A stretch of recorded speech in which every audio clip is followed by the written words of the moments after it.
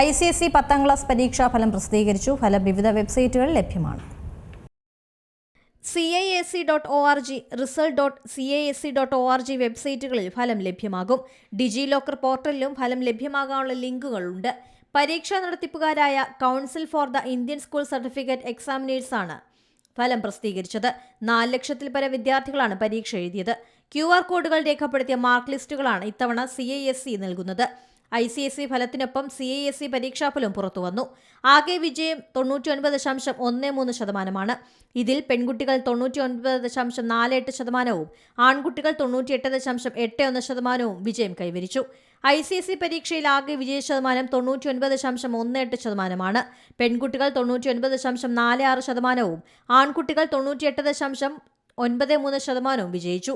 തെക്കൻ മേഖല 99.87% വിജയത്തോടെ ഒന്നാമതെത്തിയപ്പോൾ പടിഞ്ഞാറൻ മേഖല 99.55% രേഖപ്പെടുത്തി. ICSE 10ാം ക്ലാസ് പരീക്ഷകൾ ഫെബ്രുവരി 17 ആരംഭിച്ച് മാർച്ച് 30 അവസാനിച്ചു.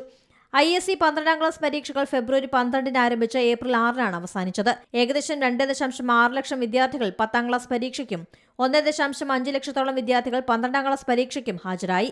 2025 10ാം ക്ലാസ് പരീക്ഷാ ഫലത്തിൽ 99.2 രാജ്യത്തെ വിജയ ശതമാനം. National desk, C Malayalam news.